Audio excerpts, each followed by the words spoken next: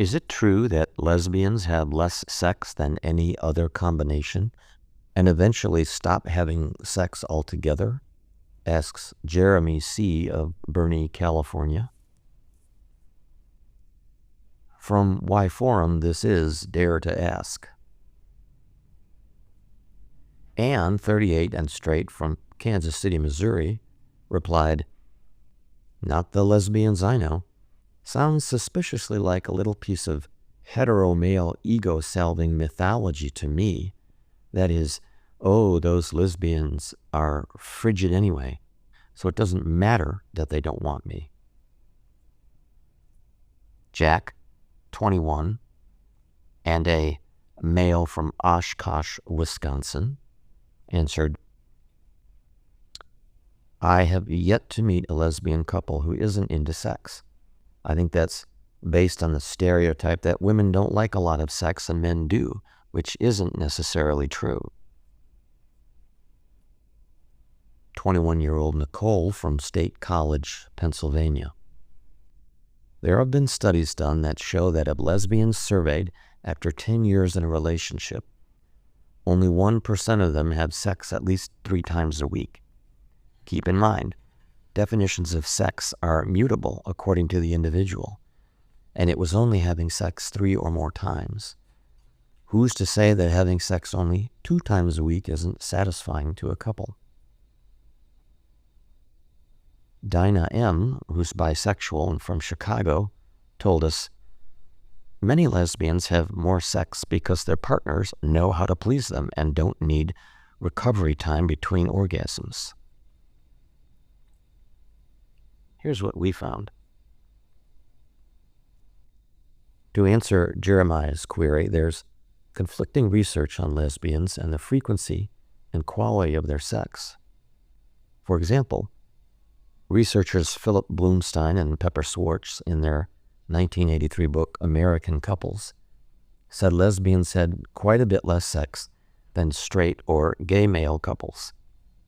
Only 1 in 3 lesbians had sex at least once a week. Consequently, lesbian bed death became a popular phrase. Conjecture was that this was because of things like internalized homophobia and hyper-female behavior, females having a decreased sex drive as they age, other surveys show. Critics said that study may have focused on the quantity and not quality of lesbian sex. For example, lesbians more often associate love with their sex, spend more time when having sex, have more frequent orgasms, and have oral sex more often, according to some surveys, including one, Sexual Function in Lesbians and Lesbian Relationships, by the New Jersey-based Institute for Personal Growth. That's ipgcounseling.com. It provides counseling and health care to lesbians and others. Looked at that way, lesbians may not have sex as often, but may have healthier sex than straight couples, sex therapist Suzanne Lacenza has theorized.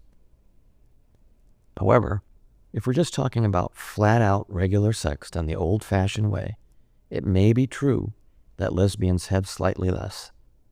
The IPG Counseling Survey did find that lesbians overall have sex about once or twice a month, compared to about once a week for non-lesbian women.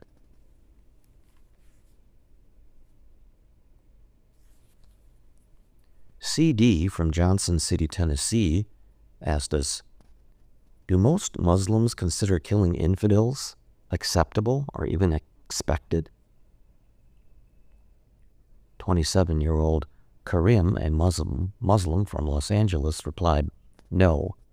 Islamic principles forbid targeting civilians in war.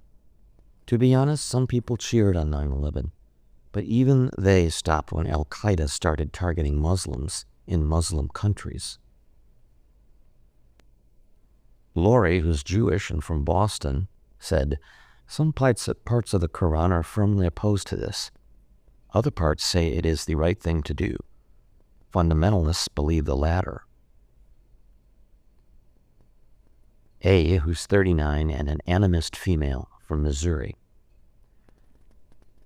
The Quran is fairly mum on killing non-believers, although the folks targeted by the whacked-out fundamentalists, Christians and Jews, are mentioned as children of the book and are supposed to be respected as kindred monotheists. Zechariah from Los Angeles said, "In the Quran there is plenty of backing to kill infidels or make them convert. Even in moderate sections it says you must tax exceedingly high on the infidel until they convert or die from poverty. Of course, in Leviticus, in the Bible, it says, if a woman is not a virgin on her wedding night, she should be stoned to death. So I guess everyone picks and chooses." Here's what we found. If you want to know how many Muslims think killing infidels is perfectly okay, you might want to see how many hold radical views in general. The book Who Speaks for Islam, based on a massive Gallup poll of Muslims, tried to do just that. It found, for example, that only 7% of Muslims felt the 9/11 attacks were completely justified.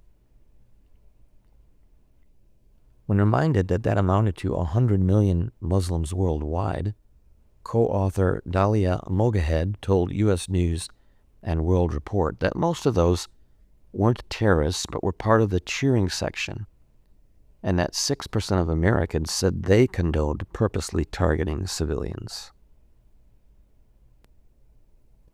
Muslim comic Ahmed Ahmed at ahmedahmed.com, who starred in the TBS comedy series Sullivan and Son and traveled the globe as part of the Axis of Evil comedy tour, said the whole infidel issue is polarizing. The Quran, he said, is based on interpretation, and some people who interpret it are extremists.